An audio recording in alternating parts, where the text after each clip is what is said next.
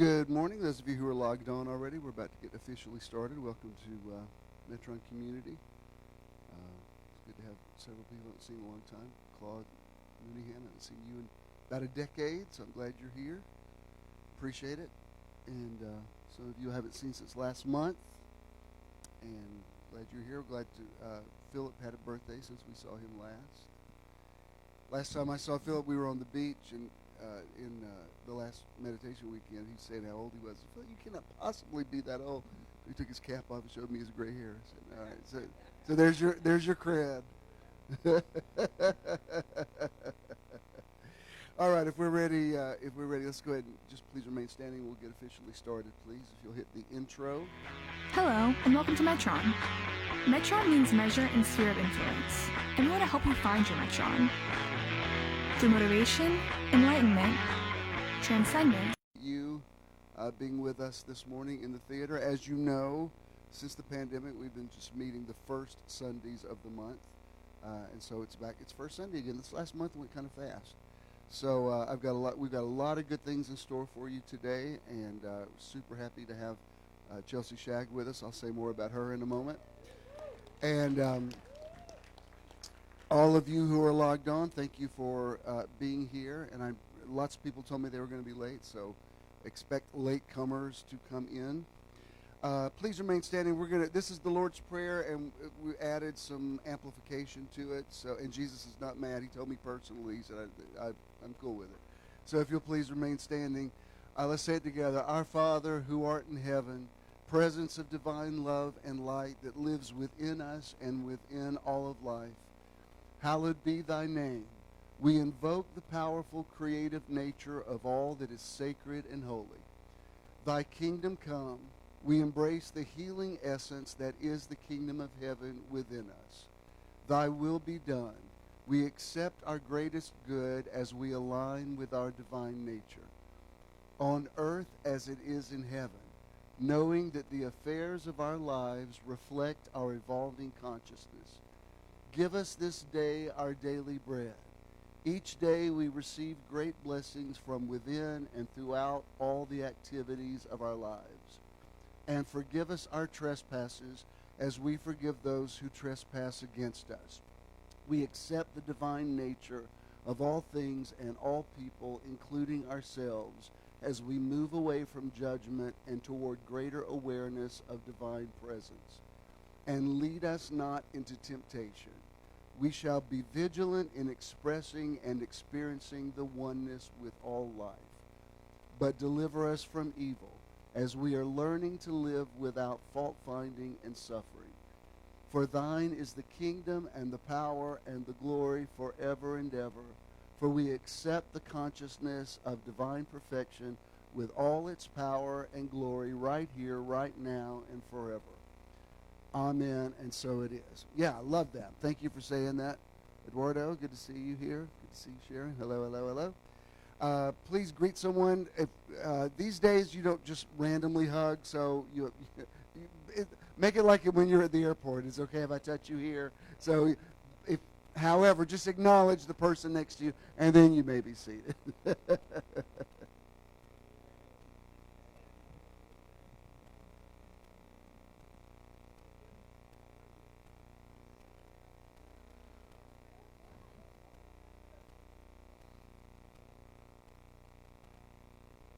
And then you may be seated. Hey, Kevin, where was your gig last night? Oh, wow. I asked Chelsea if she had a gig last night. Kevin's gig was 2 hours away from where they live in McDonough. Sorry about that. But he got here today, and I have your painting also. Hard as it is to believe, we're in our 9th year here at Metron, and I know, isn't it? It's crazy how time flies. But also, it's Wellington. I'm gonna have to have you. Wellington, you are so sharp. I need to let you speak today. You got a speaking engagement later? Anyway, a lot of you I communicate with every night because for about a month now I've been going live every evening at 11 p.m. And I think Friday night I had 208 viewers, and it's definitely my larger crowd, but I really love actual people who are here. And the good thing is, for people who tell me they can't stay up that late, it's still available. You can watch it the next morning. So a lot of people tell me, Karen is with her son today for his birthday, but she said that she listens to it on the way to work. And so that's been very cool to communicate with you every night. But there's nothing like being here in person. So I'm glad you are here, and I'll be telling you more about things that are upcoming. But when we started in August of 2014, I was scheduling different guest artists, and a friend of a friend let me know about Chelsea Shag, and we had her, and we fell in love with her instantly. I actually, whether she wants it or not, I actually felt paternal to her because she reminds me a lot of my daughter Christina, and is about the age of her, and so I have that. You may not realize I'm your daddy, but I am. You could do worse. And the first time she came in, she did some original stuff and some really cool covers, but she did a Peggy Lee song from the 50s that I've always loved. It's a Good Day. So it's just kind of become standard. Every time she's here, it's like you have to do that, or the crowds will turn on you. But anyway, since we have not seen Chelsea since before the pandemic, and so I keep up with her online, and I've noticed that she's added something to her repertoire, which is called a sound bath. She's going to explain it to you. She's going to sing, and then and I told her, just take your time, because it's very much in the flow of what we do in meditation. In fact, it is a meditation.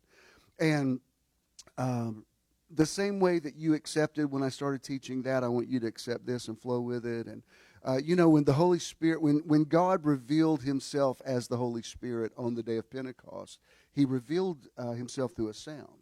There was a sound of a rushing mighty wind. That's what attracted everyone to the upper room there in Jerusalem, is that they heard a similar sound. So there's definitely, when we do other kind of meditation, I always talk about how breath and spirit are used interchangeably in the scriptures. In the Old Testament, it's ruach. In the New Testament, it's pneuma. God and spirit. God breathed into Adam. Jesus breathed on his disciples. And I think there's probably some breath work involved with this as well, and I'll let her explain it to you.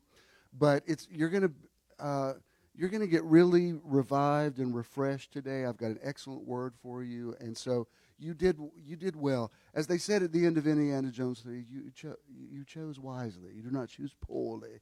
I got to make sure I quote it correctly, because these two, if I misquote a movie, they're there to protect. And I dig that about you. Anyway, I'm going to let her do whatever she does in the order that she wants to do it. But without any further ado, would you please welcome our good friend, Chelsea Shag. Chelsea, come do your thing. Love you. Mwah.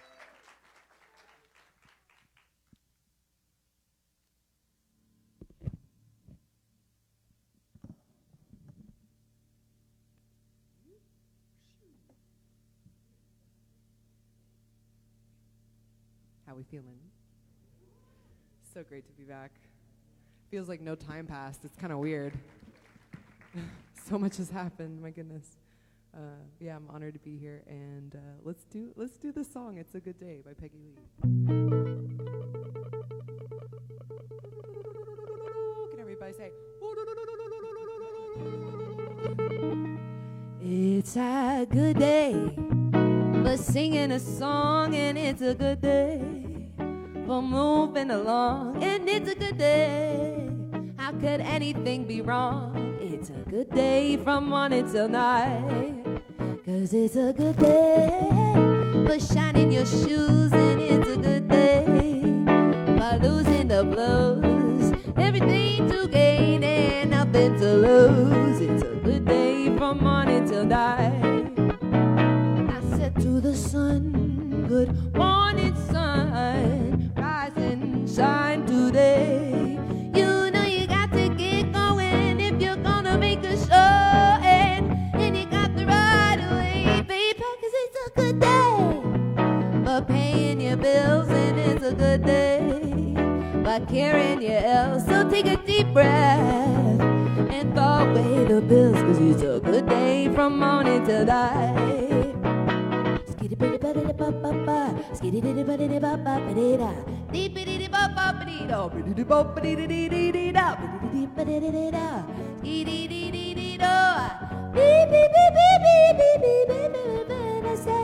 Morning sun, I said good. Morning sun, rise and shine today. You know you got to get going if you're gonna make a show, and you got the right away, baby, 'cause it's a good day for paying your bills, and it's a good day for carrying your ills. So take a deep breath and throw away the bills, 'cause it's a good day from morning till night.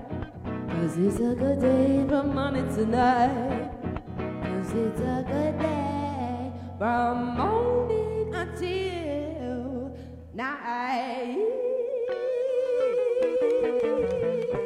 Ooh!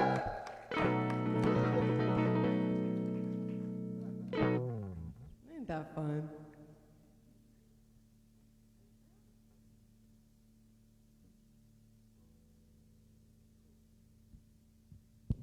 Well, I was really happy that I was asked to bring my beloved sound bowls. I really fell in love with these during the pandemic. I started going to sound baths in 2018, and I was like, I've been missing out on this my whole life. What?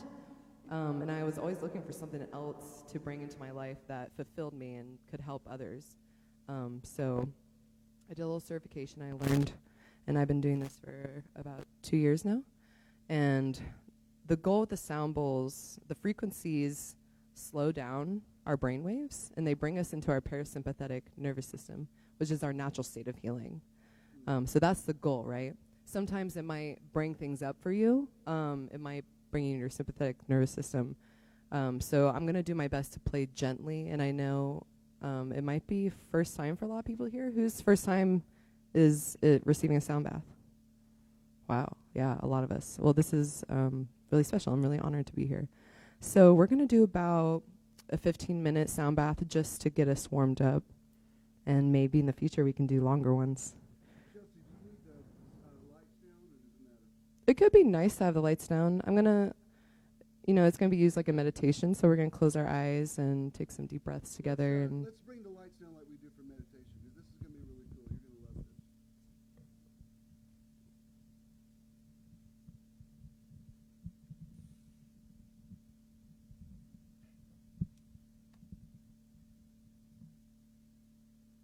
I don't know if we're going to need this, actually. It might be a little overwhelming, but I can use it to talk. Can I keep the mic right here? Explain to everybody how you want them to sit and all that stuff. Perfect. For those of you that just came in late, this is Chelsea Shack. She's doing this meditative sound bath. You'll get it in a minute. Yeah, awesome. You wonder what was going on. Yeah, so I've got 3 instruments here today. I've got chimes, I've got my bowls, and I got a C drum. This is a C drum. It sounds like this. I'll play it. Oh, wow.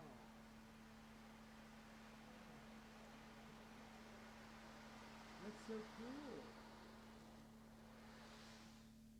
So I'm going to walk around the room with it, actually, during the sound bath. You'll be hearing me go around the room. But let's take a minute. Let's place our feet flat on the floor. Kind of re-situate yourself. And we are going to take a moment to close our eyes. Let's take a deep, refreshing breath, a nice cleansing breath through the nose.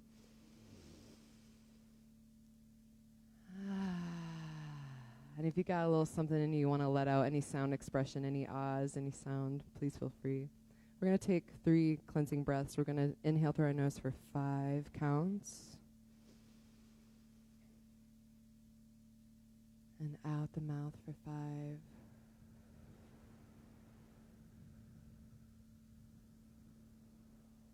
In for 5. Out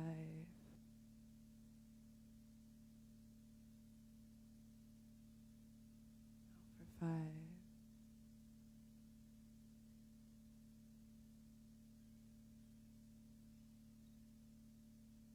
If you'd like to set an intention for the next 15 minutes, whether it's a word or it's a place you want to be,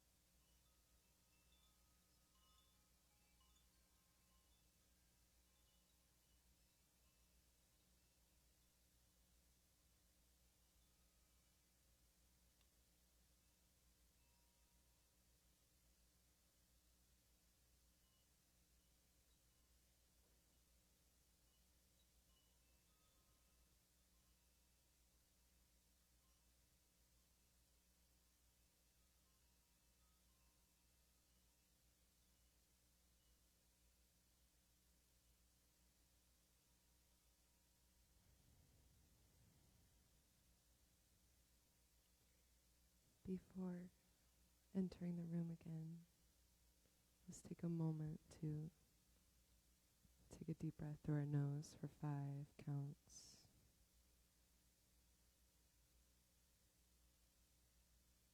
And out the mouth.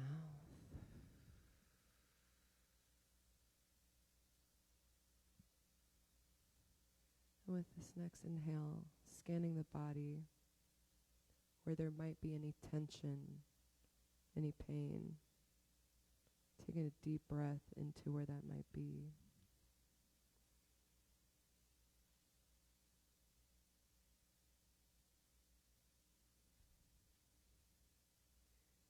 And can you place a hand where that tension might be in your body?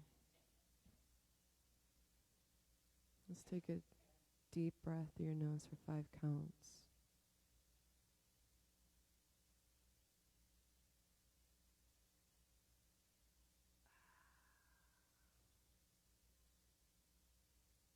Taking a moment to honor where your body is right now, where your mind, where your spirit is right now.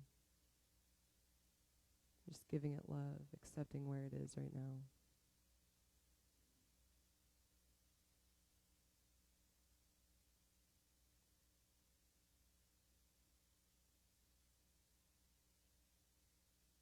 Start to notice the sounds inside the room.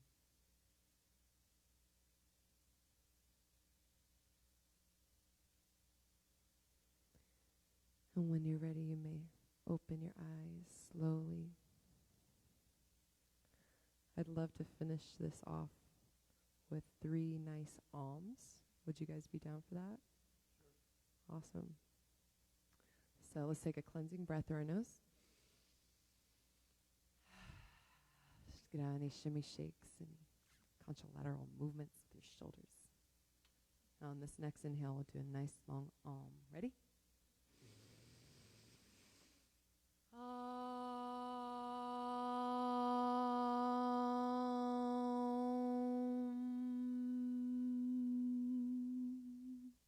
Another one.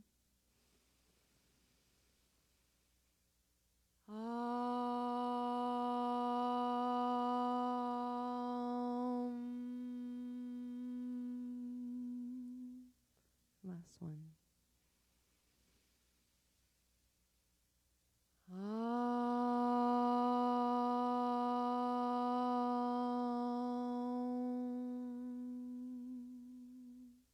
Placing one hand on the heart, one hand on the belly.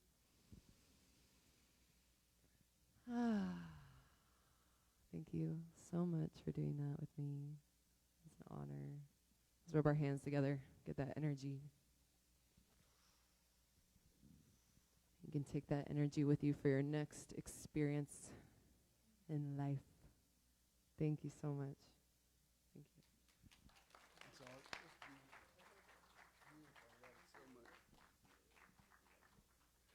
I love that so much. Thank you, Chelsea. I was going to breathe you out of it, but she already did. That's so next level. Thank you for doing that. And also, thank you guys for being open to new things. I love that about you.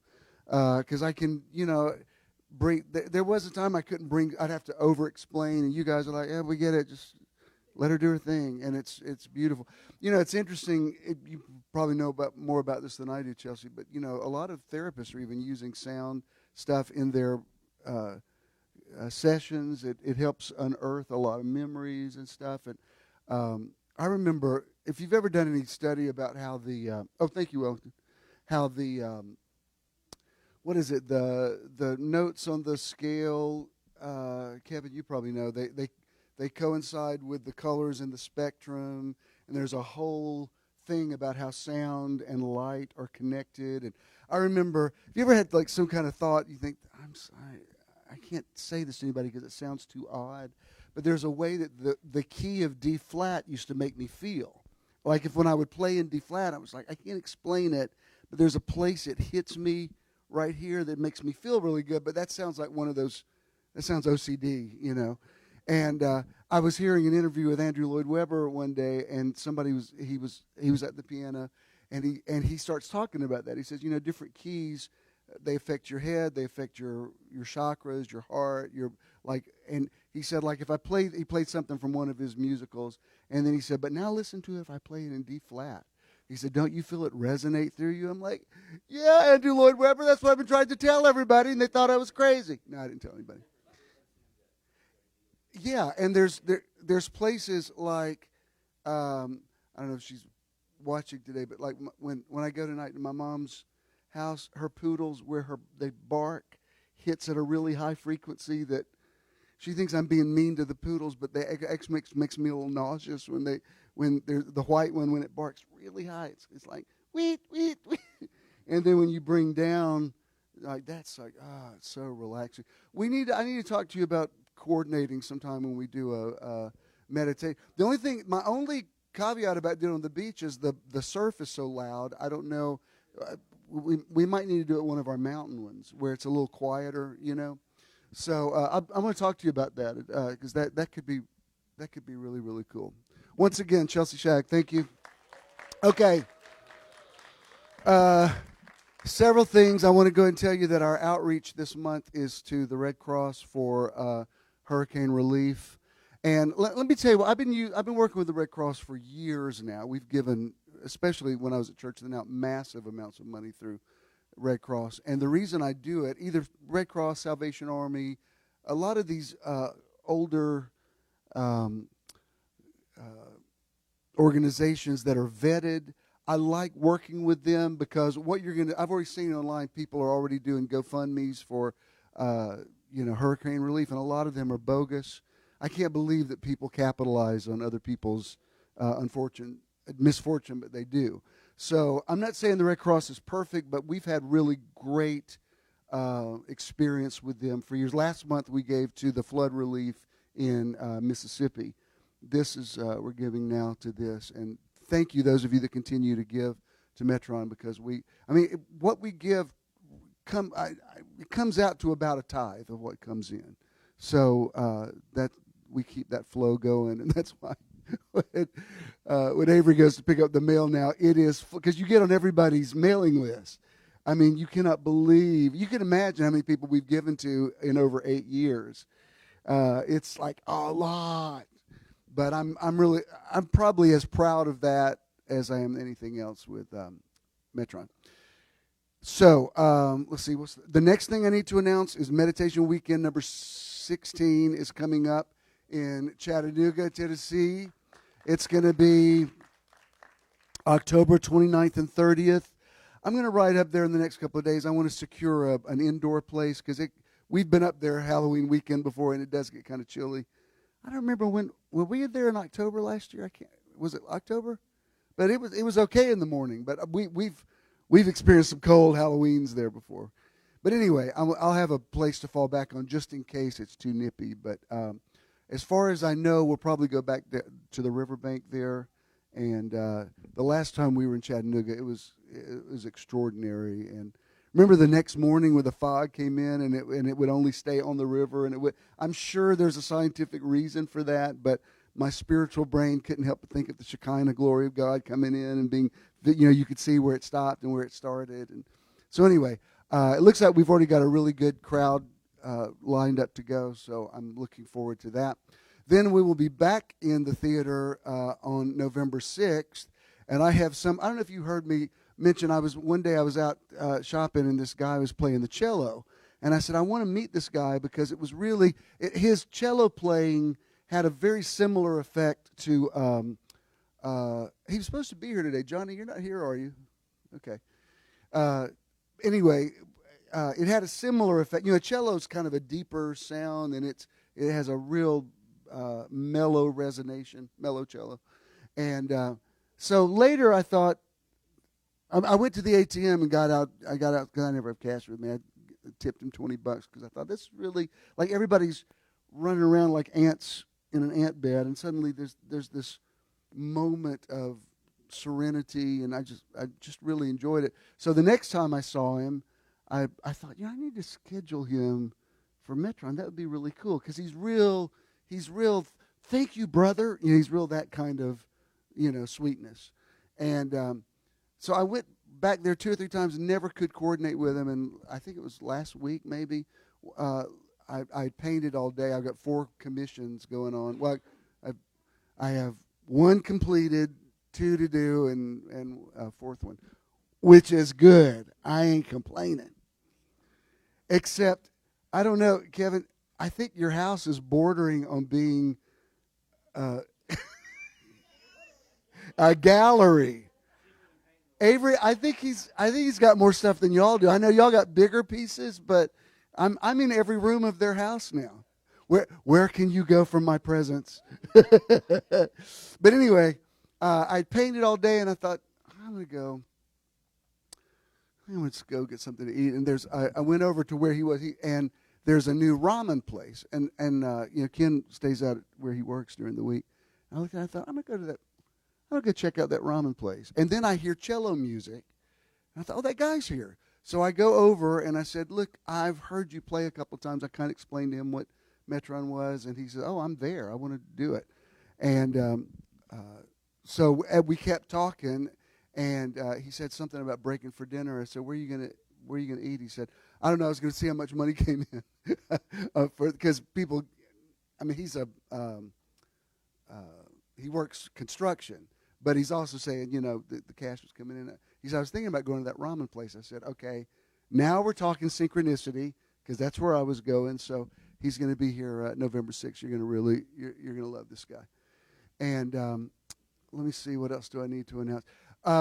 I have it, usually by this time of the year, we've already totally locked in Christmas. And this year, I kind of sent some feelers out to Zest Catering, and they let me know the good news and the bad news. The good news is they've never been busier. The bad news is they do not have time for us this year. So I chose not to take it personally. I could tell I've evolved, because at one point I would have said, you don't have to excuse me. I think you can work out something. Do we need to talk? And so I screenshot it to Avery, and she said, well, this just opens up a new adventure to what it's going to be. So I have no idea. It's first Sunday. It's first week of October. I got no plans at all, but who knows? So much can change between now. Last year we just came in here and did a Christmas movie night and did ugly sweaters. But I like having some place to kind of dress up and go. So we'll see what's going to happen. I've already put the intention out there. At the same time, I said 2 things. I said, I want to meet that guy that plays the cello, and I need to work out something for Christmas. So half of that intention is already manifested. So by the time you hear from me again, the other half will have manifested. All right? Was that everything I needed to announce? Okay. Y'all ready for the word? All right. Good. We ready for the podcast? Okay. Welcome to the Metron Live podcast, coming to you from beautiful, historic Midtown Atlanta. Metron community people, would you give the podcast people a big hand? Let them know that you are here. Thank you to those of you who listen. We speak into this atmosphere, and I say the Spirit of the Lord God is upon me to preach liberty to the captives. All right. I want to pick up on something that I talked about Friday night on my 11:11 live broadcast, because the hurricane that just came through, Hurricane Ian, we heard that it was coming. We spoke, peace be still. Depending on how you look at it, I mean, you could say, well, it was downgraded some, but yes, it did terrible destruction. It wasn't a death toll like I've heard before, but it was still significant. I think 77 is the last that I heard.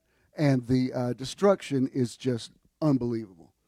And the one thing that I hear with every one of these disasters, including the fires in California, the floodings, the earthquake, the one thread through all of it is people say, we've never seen it like this. This is the worst we've ever seen. I nearly anticipated, like, are you about to say it or not? And so it does beg the question, what's going on? Are things getting worse? Is the planet coming apart at the seams? And I want to sort of give you my take on it, and you're not required to embrace my take. I just like to present this and say this is where I'm at on the whole thing.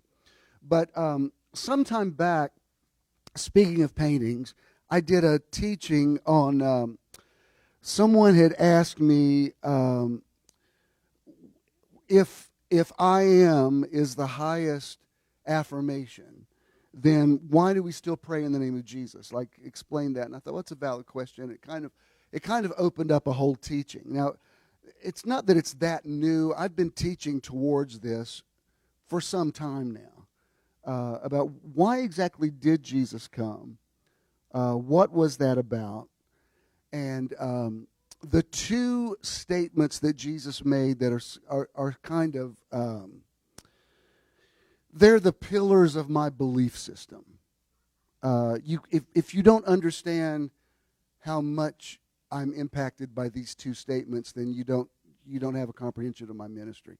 One of them is Jesus saying in John 14, it's necessary that I go away. Like, why did Jesus say that? You know, Groucho Marx used to be famous for a song he did. He did it in one of his movies back in the 30s, but it was called Hello, I Must Be Going. Like, if you ever watched in the 50s, when they did, what was the game show he used to do? You Bet Your Life? Yeah. And where they come on, that was Hello, I Must Be Going. And I'm a big Marx Brothers fan. There was insanity about him saying, I just got here, but I got to go. I don't know if you've ever had company that as soon as they walk in, they start telling you, I won't say which one of my children, but one of my married children. It's like every time we get together, nearly with all of us, he tells me why they have to go to another house. I mean, and I nearly anticipate it. And I'm like, okay, we'll eat fast. So he always lets me know, you're not our only stop today. And I understand, you know, he has taken a wife, and I've been there. It's, you know, you want to think sometimes of especially when someone like the Messiah, who has been prophesied for centuries, David and Isaiah and all of these Old Testament prophets are saying, he's coming, hang on, he's coming, something's coming, I don't know. Anyway, sorry. I'm channeling a lot of pop culture today. So we're anticipating that he's coming. He comes, and most of the people that were looking for him didn't notice it because he didn't at all look like what they were expecting. They're expecting a king, a Messiah, whatever, and there's this family in a barn in Bethlehem, of all places, and she's given birth. She puts this baby in a feeding trough. Like, this cannot possibly be what the disciples are talking about.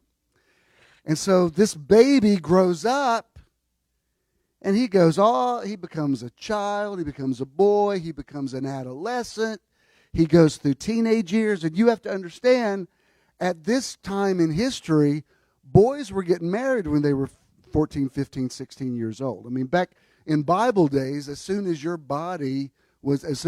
boy could sire children and a girl started having her cycle, people got married because that's what they thought marriage is for. It's for procreation. You're old enough to procreate, and that's why even today in the Jewish tradition, when a boy becomes 13, he has a bar mitzvah, and he declares, today I am a man. A girl has a bat mitzvah. And so technically, in the Jewish tradition, you're 13, you're grown up. So while all of Jesus' contemporaries are getting married, having children, he's 17, he's 18, he's 19, he's 20, he's 21, he's 25. Men that aren't married by 25 are the talk of the town. I'm not saying anything, but he's 26, he's 27, he's 28. You have to understand, people are dying at age 50 at this time in history. So if you're 30, if you're 28, 29, 30 years old, we're looking for a retirement home to put you in. Even in recent times, I used to go over to the cemetery in Covington. There's a lot of graves from the 1800s there, and I would notice most of the people died at 40. You'd see 50 maybe. It was unheard of. Jimmy Carter turned 98 yesterday. That was unheard of. in recent years. And so Jesus is finally 30. Prophets been prophesying about him for centuries. You're going to love it. You're going to love it. Wait till he gets here. I'm telling you, he's the Messiah. He's going to make it all make sense. You're going to love it. 30 years, nothing's happened. He's still going to weddings with his mother. His mother is his +1 at a wedding. Which seems to me he must have been living at home. We heard from him when he was 12 in the temple, and then he disappears for 18 years. I was even thinking about while she was doing this, because this is clearly a very Buddhist influence. I'm aware of that. But, there are some people that say that when Jesus was missing for those 18 years, he was traveling around the world and meeting other spiritual masters. And I'm neutral on that. Like, could be, could not. I can't prove it or disprove it. I do know Jesus seemed to be pretty laid back about other belief systems. Like when the disciples came to Jesus and they said, there's this guy over here casting out devils. He's doing all this stuff. And we didn't sanction him. And Jesus says, if they're not against us, they're for us. So Jesus was a terrible Christian. Jesus could not join most churches today, because what Western Christianity has devolved into it's not even a facsimile of the ministry of Jesus. The Jesus that especially American Christians have created you need to put him in the category with unicorns and leprechauns and the tooth fairy, because he doesn't exist. He's a fabrication. Okay, that's why white people were just freaking out that the Little Mermaid's going to be played by a black girl. I'm like, where do you see Jesus? Y'all created a whole white Jesus, and he ain't even white. Anyway, I always lose a part of my white crowd when I say that. Like, don't you take white Jesus away from me. When I look into his blue eyes. Well, that's fine for your imagination, but he didn't have him, and he doesn't have him now. His name's not even Jesus now. Anyway, sorry, I read the book of Revelation. My bad. Anyway, so Jesus finally, they had some friends in Cana, and they get married. His friends are getting married, so they invite Jesus and I guess his mom to the wedding. I mean, that's just, I don't want to, if you live at home with your parents, I'm not trying to embarrass anybody. I have nobody in mind. But isn't it sad if you're 30 years old and you're going to a wedding with your mother? I mean, it's just like, Jesus, come on. Are you dating anybody? Is there any inclination that maybe one of these prophecies are going to be fulfilled? Because you're supposed to be this great miracle worker, and we have not seen anything. Yeah, we saw you get pretty cheeky with those doctors and elders at 12, but there's no miracles. You're supposed to be this miracle worker. We've been waiting for centuries. Where's a miracle, a magic trick, something? So Jesus is at the wedding. I don't know. What would Jesus do at a wedding? Was he dancing? I don't know. He's at the wedding. And so Mary, his mother, comes to him and she says, they're out of wine. And Jesus is like, okay. Like, did you think we were the caterers? That's not our responsibility. And so apparently Mary, she was just about tired of waiting on something to be manifested. It's like, Jesus, you've been living with us for 30 years now. Most of your contemporaries are grandparents by now. I mean, people were having grandchildren at age 30. So we're going to, could I get some grandkids or a miracle or a fulfillment of a prophecy or something? Because frankly, I mean, we love you and all, but we don't really see any indication that you're going anywhere or changing. And I'm filling in the blanks a lot, but we never, Jesus was trained in the profession of his stepfather, Joseph. Joseph was a carpenter. So that's what you did. Boys were trained by their father, and Jesus' earthly father was Joseph. And after, any of you with blended families, I don't know if you ever, I had blended family, and thank God I never had this, but it's pretty typical in a blended family for a kid to look at a stepfather and say, you're not my real daddy, or to say to a stepmother, you're not my real mother. Well, when Jesus got lost in Jerusalem, and they found him in the temple, Mary finds him after, 3 days he's missing, and she says, I can't believe you did this to us. She took it personally as parents. You ever done that before, where your kids just scared the bejesus out of you? What's his name? Judah went through a phase when he was little where he would hide from us. Everywhere we would go in public, he would hide. And I can't tell you how many strokes and heart attacks I nearly had. And so I remember his mom and I were walking in North Lake Mall one day, and I said, Judah, I'm going to tell you something. I cannot run through one more mall screaming for you. And, he was a big kid. I mean, when Judah was, 4, he looked like he was 8. When we used to have him in Little League, I used to take his birth certificate to convince people that, we weren't trying to, they took his Little League group to the Braves game one night, and he's walking around the field with the coaches like he's an adult. So, I'm having to tell people, no, he's actually 4, believe it or not. So as we're walking in, I said, look me in the eyes. I said, do not hide from us today. I cannot take one more time. So, and we're watching him. It's not like we're, skipping down the mall. I mean, we're, there's only so much you can, look at a kid like this. We walk in a store, and his mom says, where's Judah? The dreaded words, where's Judah? It's like, he's got to be here somewhere. I've already told him, do not hide. Looking around, he's not there. Judah, where are you? Judah. And you have that little moment where you're like, I don't want to overreact and look like a crazy person, but if somebody's stuffing him in a trunk right now and driving off, I don't want to be so chill about it. So you're trying to find where's the sweet spot between hysteria, because I'm sure he's hiding, but he couldn't possibly be hiding. He promised me he was not going to. We called and we called and we called and we called and called and called. Till finally you're like, he's missing. So I start running up and down the corridors of North Lake Mall calling him. After 10 minutes, which 10 minutes of missing a child is about 3 years of aging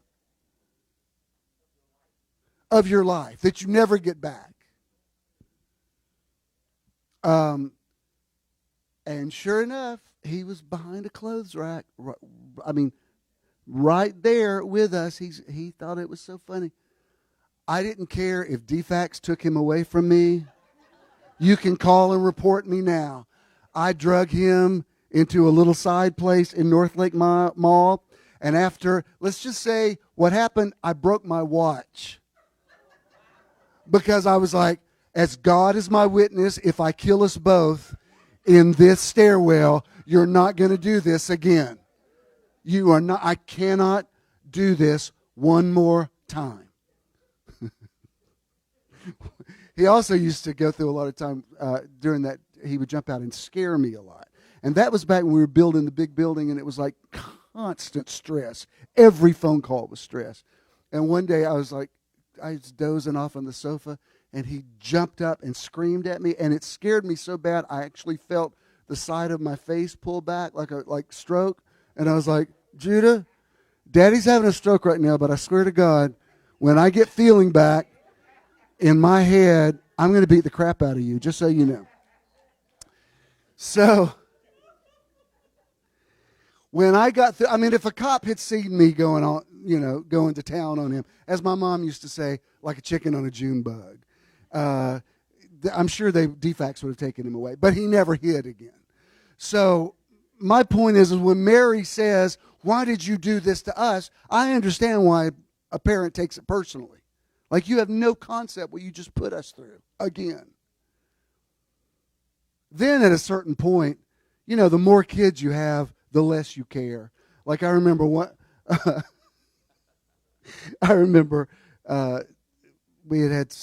Christina had disappeared so much that one day Debbie said, we were at Disney World, and she said, I can't find Christina again. And it's like, I couldn't chase after one more kid. I'm standing there holding Jonah going, look, there's Aladdin in the parade. I was like, she'll show up. I have no more capacity for freaking out. I already lost Jonah on the subway and got him back. It's like, you can't take anymore. So when Mary says, why did you do this to us? I'm like, I feel you, girl. And then Jesus looks back at her and says, how did you not know I had to be about my Father's business? Which is, my parents would have interpreted as being sassy. Like, oh, no, you did not. After we've been looking at you for 3 days, now you're gonna bring attitude? Oh, no. And interestingly enough, we never heard from Joseph again. Like, there's no more mentions of him in the Gospels, because it seemed to be a moment where, the way I visualize it, Jesus looked at him and said, you're not my father. I mean, I appreciate all that you've done, but you guys are expecting me to fit into some definition of family that is not my definition. And Jesus, now you can't find in the Gospels anything positive he said about the nuclear family. Everything is, unless you hate father and mother, you are not worthy of me, let the dead bury the dead. I mean, it's like he didn't say anything about happy families. So, why am I saying all that? Well, so that's great that Jesus said that, but 18 years, nothing's happened. So, marriage of Cana, he's 30. Mary's like, I was thinking about today, do you mind if I use you in an illustration? These shoes that Ken's got on that we both love. He said, this morning, he said, did these shoes go with his pants? I said, yeah, it looks good. He said, I love these shoes. I got them for him in New York a few years ago. What I always think about is it takes Ken a long time to figure out what he wants to buy. And so, like me, I walk into a place immediately, and I know. I'm in and out of there. I'm like, I want those. Ken wanted some brown shoes, and we had been to lots of stores. And we had spent lots of time with him trying on lots of shoes. And I'd say, okay, those are good. Let's get those. And then he is, no. I mean, we've been through a lot of them. You know it's true. And we were leaving New York. This is a few years back. We were sitting remember we were sitting at Carmine's, and that guy was sitting at the bar, and you said, I like those shoes. I said, oh my God, let's find out where he got them. Excuse me, sir. What kind of shoes are those? They're Cole Haan's. I'm like, sweet Jesus in the morning. There's a Cole Haan store not far from here. He said, well, we'll see. So I drag him there. We got to catch a plane. And I'm like, I don't care. As God is my witness, I'm not leaving New York City without you getting these shoes. And so he tried, and he started to say, no, I'm going to. I was like, no. Oh, no. You're getting these. And I think about that when every time he says, I really love these shoes. I'm like, I know. Yeah, but that wasn't so bad, was it? But the point is, you get to the end of a rope with the situation. And Mary apparently was like, you know, I'm ready for some manifestation. So she turns to the crowd and outs Jesus as a miracle worker. She says, whatever he tells you to do, do it. Well, now that's going to get everybody's attention. I'm sure everybody there is looking at Jesus like, what are you going to tell us to do? So Jesus, he calls for, I think I did the math one time. The 3 water pots that he brought out was around 180, what we would have is 180 gallons. That's a lot. That's a lot of wine at the beginning of a party. But he's like, all right, go big or go home. If you're gonna force me into this, then let's fill up some water pots. I mean, it was like David Blaine setting up a, and now to make it even more difficult, I'll fill up 3 water, and he turns the water into wine. So basically, he goes into the miracle ministry, not kicking and screaming, but definitely reluctantly. Would he have ever worked miracles if Mary hadn't been the catalyst for that? I don't know. He didn't seem like he was in a hurry about it. So, that's the first thing I want you to remember is he says, it's necessary that I go away. Because, as Groucho Marx said, hello, I must be going. We keep waiting for Jesus to come. He comes, and nearly as soon as he gets started, he says, by the way, it's necessary for you that I go away. What? Jesus, we've been waiting for you for centuries, and now you're going to go? You know, the disciples, most likely, most of them believed that he was going to set up an earthly kingdom, which is why they followed him. I know Simon the Zealot was that way. King James calls him Simon Zelotes. But he was actually like a terrorist. Like, he believed in overthrowing the Roman government with physical force. And so he joined Jesus probably because he thought, well, Jesus can, he's got very influential with crowds. If anybody can, be a problem to Rome, it can be him.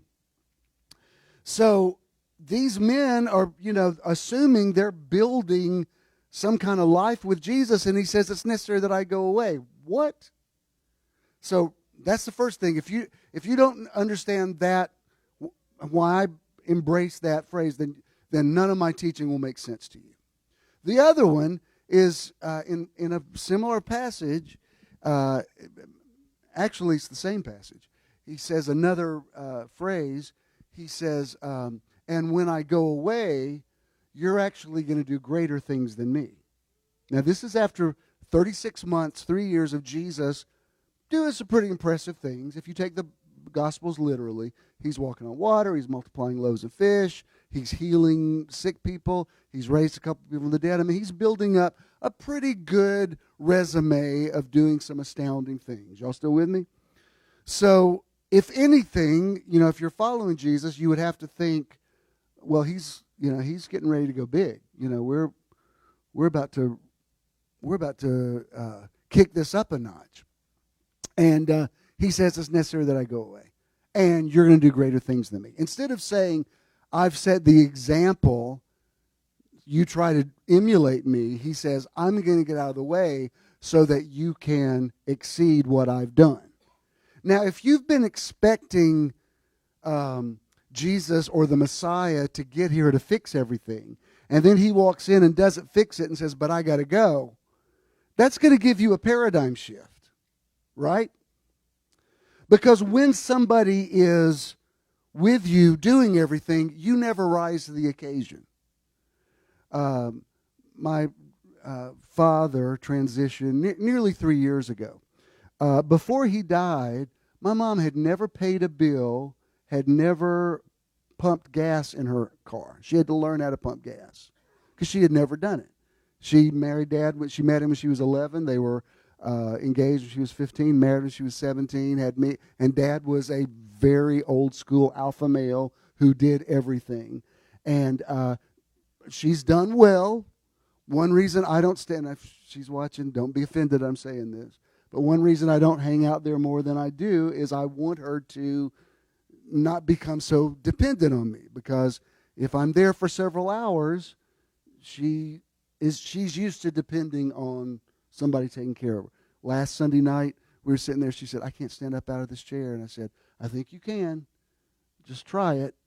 And she did. And it's just because she's used to somebody taking care of everything. To her credit, she's taking, like when I drive up, the house is taken care of. She's hired people, like she's had trees cut down and all kind of stuff that she would have never even thought of doing before. But until Dad left, she didn't know that was possible. There was one time she said, I get so tired of doing all this stuff. I said, well, that's the way the rest of us have lived all of these years. That's just called being an adult. And she's risen to the occasion. I remember one time when Ken and I first got together, he was talking to somebody about a washing machine. I said, who are you talking to? He said, I'm explaining to my dad how to use the washing machine. I said, your dad's never washed clothes? He said, no, my mom always washed his clothes. And then when she got sick, I started doing it, and I've done it all these years. And his dad figured it out, and so for the last several years of his life, did his own laundry. But until Ken told him, I heard him say, you turn the dial, do the thing. Until the person that you're depending on leaves, you never learn how to do stuff for yourself. Y'all still with me? Did that sound bad? Get y'all too relaxed? I'm nearly through. So, all right, my two statements are, it's necessary that I go away. You're supposed to do greater works than me. Implication being, if I don't go away, you'll never become me. Genesis 1:26 is, let us make people in our image and let them have dominion. Adam eats the fruit and hides. Why are you hiding? I was naked and I was afraid. Who told you were naked? I didn't tell you that. The fall of man was a perception.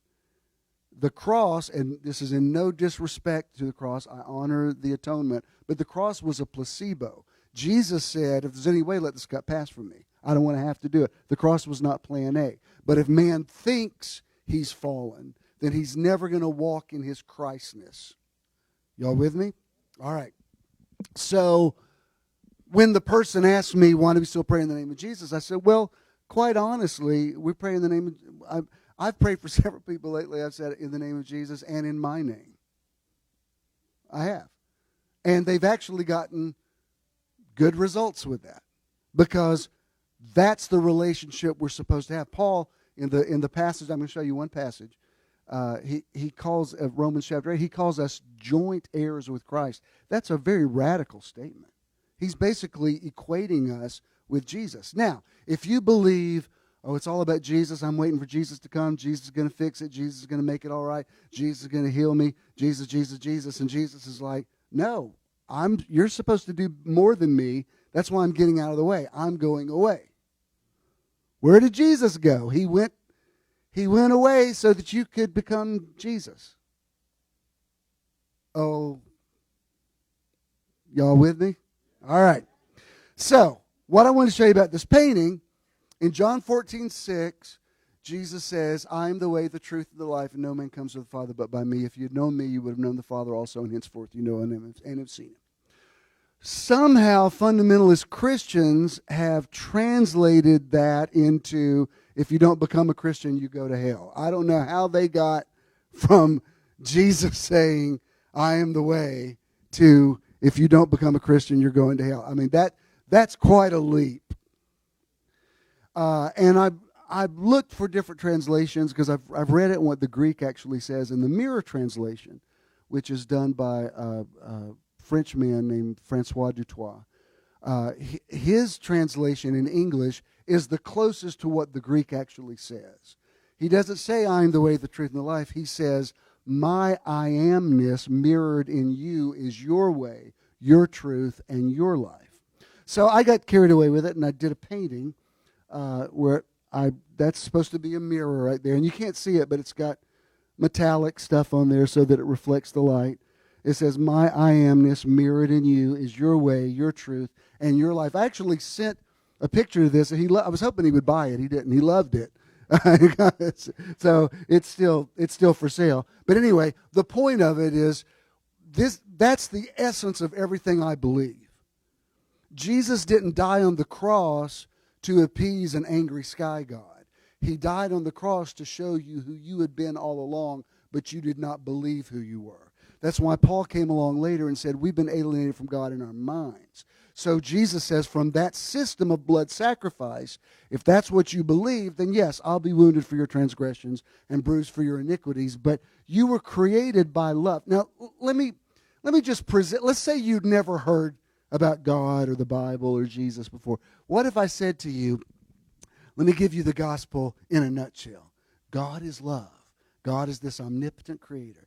He creates these people, but he sets them up for failure. He puts them in a garden with 2 trees, and he says, eat from this one, not from that one. They eat from that one, and then he says, I'm going to kick you all out, and anybody who doesn't love me back, even though I'm love and tell you to forgive your enemy 70 times 7, if you don't love me back, I'm going to burn you in hell for eternity.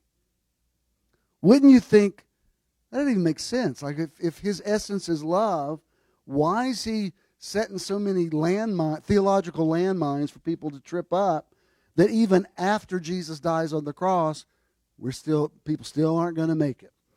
When you look at this, you actually read the gospel, and you will find many people who talk very loudly have not read the Gospels. The Gospels are the most unread text. People read a lot of Leviticus. When I came out, Leviticus and the first chapter of Romans was which was Paul channeling Levitical teaching through Moses, through Gamaliel, through him. Those passages were cut and pasted to me, I'm going to say 4,500, 5,000 times. And I'm thinking, I've been preaching for nearly 50 years. I've come across those verses, written a couple of books about them, thank you. But thanks for cutting and pasting one more time. And by the way, you don't live by Levitical law. I'm not sure why you're expecting me to, but I digress. It's a funny thing. When people don't realize they're supposed to be sons of God, they get real preoccupied with what everybody else is doing. When religion gets all up in everybody else's business, it's because the religious have not realized who they really are. So, this is what I want to show you very quickly. This is Romans chapter 8. And what's that got to do with the hurricanes and stuff? All right, just bear with me. This is Romans chapter 8. My title is The Whole Creation Groans. This is verse 18 through 29, and I'm in the New Simplified Bible, which is, it's basically King James, but a couple of the words are tweaked. Michelle, is it possible for you to go all the way to the end of it and then come back? Like, bring me down to what the slide. Yes, all right. No, go back to the slide before that. All right. This slide right here is Romans 8:28. And you hear people talking about it all the time. We know that all things work together for good to them that love God, who they're called according to his purpose. Which I believe. I don't believe everything happens for a reason. I don't like that. When somebody says everything happens for a reason, I'm like, I don't like that because you're implying that children are being molested for a reason. I don't like that. But I do believe all things can work together for good. Yes, that I got you on. Okay? But here it says, we know that all things work together for good to those who love God, to those who were called according to his purpose. And the word called according to his purpose means those who are connecting with his purpose. Have you ever tried to do something with somebody and they missed the whole point of what you were trying to do? And so here it says there's a thing that the Creator wants you to do, has wanted you to do ever since the Garden of Eden. And basically, all things work together is just for that group of people who are in the flow with his purpose. You hear me? All things work together is not a blanket statement for everybody. All right, now let's go back to the beginning of what I was going to show you. So this is Paul writing to the Romans. Paul's teachings have to be rightly divided because sometimes you can hear Moses influencing him through Gamaliel, and sometimes you hear the influence of the bright light from heaven that shone on him on the road to Damascus. I've been teaching you that for years, you know. Here he says, and this is right after he has said, like in verse 16, he says, we are heirs of God and joint heirs with Christ. Joint heirs with Jesus. I mean, that's what? So here he says, I consider that the sufferings of this present time are not worthy to be compared with the glory that will be revealed in us. Now, the traditional teaching of that is one of these days you're going to get to heaven and God's going to apologize for how terrible everything's been. We used to sing a song, I don't know if y'all did it in the United Pentecostal Church, but Claude, you probably know it from the Assemblies of God, it will be worth it all when we see Jesus. Life's trials will seem so small when we see Christ. One look at his sweet face, all sorrow will erase. So bravely run the race till we see Christ. So the implication is, life is hard, life is terrible. You'll get to heaven and Jesus will apologize to you. And walking on the streets of gold will somehow make up for all the crap you had to deal with in life. That's the traditional teaching. If you read the context that Paul's writing this, Paul is totally talking about the now. He's not talking about one day we're going to walk on streets of gold. He's saying glory is supposed to be revealed in you. So what he's saying here is, I consider the sufferings of this present time. You could just as easily say it this way. I consider the sufferings of this present time are not worthy to be compared with the glory that will be revealed in us in this present time. Do you understand? All of this is about this present time. So, you hear me? You hear what my spirit's saying? So he's saying, if you learn how to flow with the purpose, let us make people in our image and let them have dominion. If you learn to flow with the purpose, then all the suffering you go through releases the glory, which has nothing to do with walking on streets of gold. It has to do with how do you live your life in the year 2022. It's all about the now. The sufferings of this present time. All right, now listen. What's that got to do with tornadoes and hurricanes? All right. He says, for the earnest expectation of the creation is waiting for the manifestation, the revelation, or the disclosure of the sons of God. Now hear me. Remember I talked about Mary being impatient with the earth? With Jesus? Why hasn't he produced? Why hasn't he manifested? We are all cosmically at the marriage of Cana. You hear me? Mary, Mother Earth. You hear me? Mary, Mother Earth, is saying, whatever they tell you to do, do it. The same way that Mary said, I'm tired of this, you not producing anything. Now the earth is saying, I'm ready for the sons of God to show that they are the sons of God. It doesn't, because here's the thing. I've been hearing it my whole life. Every time there's bad weather, where I came from, people like signs of the times, I used to hear it all the time. This is last days weather.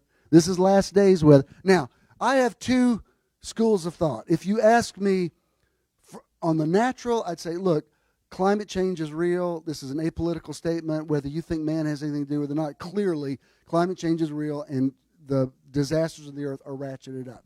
If you're going to ask me a spiritual question, I would say the whole creation is groaning. In the Message Bible, it uses the imagery of pregnancy. It says the whole creation is pregnant with the manifestation of the sons of God. Are you getting this? Jesus was manifested at the marriage of Cana. We are being manifested in the now. For the earnest expectation of the creature is waiting for the manifestation or the revelation or disclosure of the sons of God. For the creation was subject to corruption, not by its own will, but by reason of the one who subjected it on the basis of hope. Who's he talking about? The Creator was hoping that the ultimate act of creativity was that he could create more creators.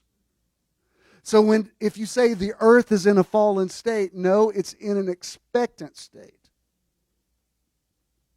How many of you women have ever been pregnant before?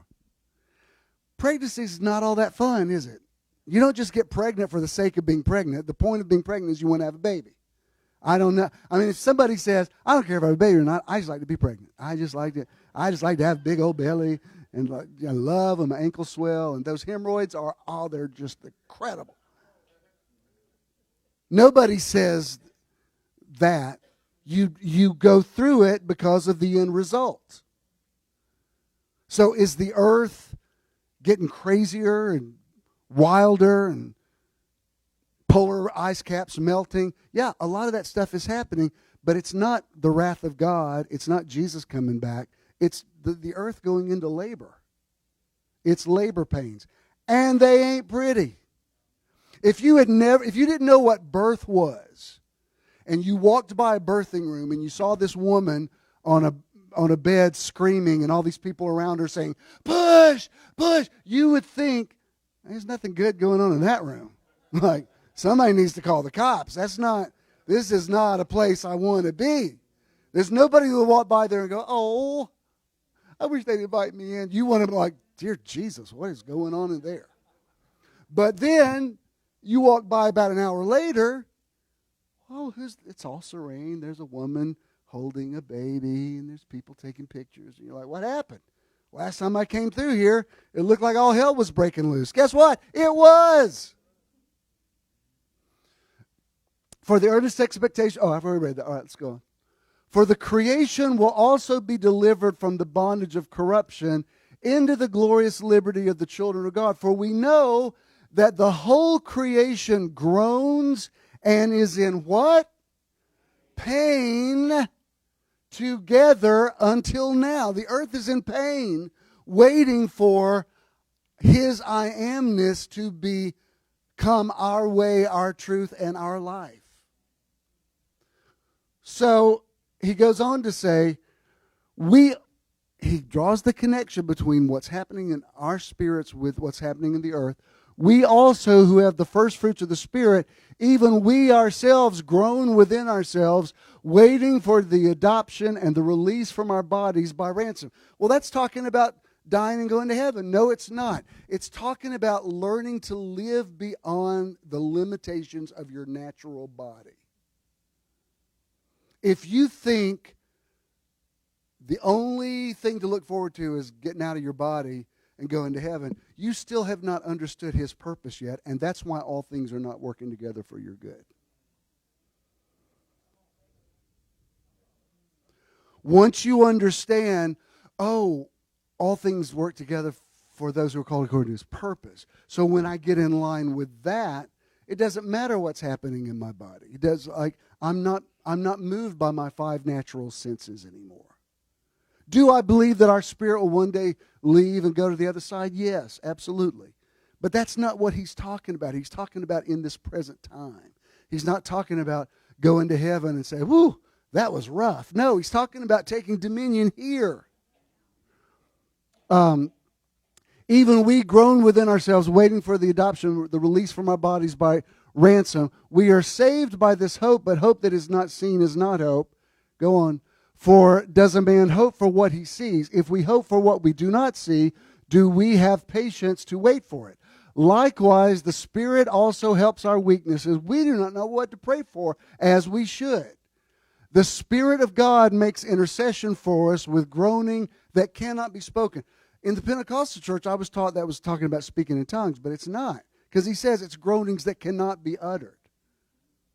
Last night, I was sitting there and somebody messaged me and said, I'm sorry to bother you this late. Can you just please call me? I promise it won't take long. So I called this person. This person had just experienced a death of somebody close. And they said it's just, the imminent death of somebody. They just found that somebody that they love very much is about to die and has made peace with it. And this person says to me, I've got to hear your voice. You've got to talk to me. I'm just, I'm freaking out. And I said, I could speak the peace that passes understanding to you, but your reaction is normal. I mean, you just found out somebody you love very much is about to die. You're supposed to be upset about it. So I'll speak some words over you. And we ended up talking for about, 30 minutes maybe. And she said, okay, I'm good. I got what I need. But it's like, I can't pray you out of grief. To everything, there's a season. There's a time to mourn and a time to dance. One thing that really bothers me about Christians, like even this funeral I did the other day, I'm very careful how I say it. Very difficult funeral I did Saturday before last. And the woman is singing, "Don't Cry for Me." And I'm looking at the 11-year-old son of the man who has just died, who is sobbing. And when it was my turn to speak, I said, be prepared, I'm very inappropriate at funerals. I said, you did a beautiful job on that song, and I'm sure if he was speaking to us from the other side, he probably would say, don't cry for us. It's just that we're not on the other side. So it's okay. Your grief is appropriate. Feel what you need to feel. I need to give you permission to say, this is a thing that you're going to have to process for a very long time at your age. So nothing against the lady who sang the song. It's just Christians are too quick to want to get everybody okay. You know what I've even gotten to where if somebody's sick or they write something on Facebook, I don't say anymore believing for a speedy recovery. I say believing for a complete recovery. Because sometimes we want to speed people through and get them well so quick, they don't get really well.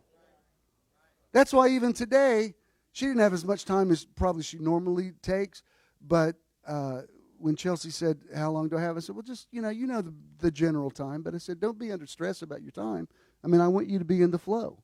And I'm watching her. Some of you who are watching, you couldn't see it from, the streaming. But she's taking time to go back and play the music for each of you. And I'm like, good. That's like you're reaching out to people who may have groanings that cannot be uttered. You know what groanings that cannot be uttered are like? Have you ever been up at night, hanging on your refrigerator door, going, I want something. What do I want? You ever done that? And you take a bite of something, you're like, nah, that's not it. And as soon as you eat, you go ahead and eat it anyway, like, ugh, that wasn't it. And you try several things, you're like, I don't know. Because you don't know. Usually, it's your body crying out for nutrition, and your brain says, oh, we must be hungry. You're not necessarily hungry, you're just malnourished. Two different things. You can be full of crap food and not be nourished. Empty calories are easy to consume. And that's the way he's talking about spiritually. He says, there's groanings that cannot be uttered. We're like, what do I want out of life? What do I want? What do I want? You want to be like God. That's what you were born to be. You were born for His amness to become your way, your truth, and your life. And I'm going to tell you something. Nothing else will ever satisfy you. Because you'll make money and you go, well, that wasn't it. You'll go through relationships, you're like, well, that wasn't it. You know, back in the 80s, I used to listen to YouTube sing, but I still haven't found what I'm looking for. And the lyrics of the song goes through all these, I have done this, I've done that, and I still haven't found what I'm looking for. And I understand, as a human being, we all relate to that. What is it? What's the thing that brings the fulfillment? It's when you are flowing with His purpose. And when you start flowing with His purpose, all things start working together for good. Look, the Spirit of God makes it, go back. Spirit of God makes intercession for us with groanings that cannot be spoken. So He who searches the hearts knows what is the inclination, purpose, mindset of the Spirit of God, because the Spirit makes intercession for the holy ones according to what? According to the will of God. And then look how he ends it up. Those He first recognized, He ordained in advance that they should be conformed to the image of His Son, that His Son might come back in the clouds and take them away to heaven so that they didn't have to suffer anymore. Is that what he says? Nope. Sorry. Are you okay? What? Yeah, I'm about to wrap up. Yeah. Can you what? Oh, I'm sorry. Is it okay? That was already there. And this is really light. Thank you. That got your attention.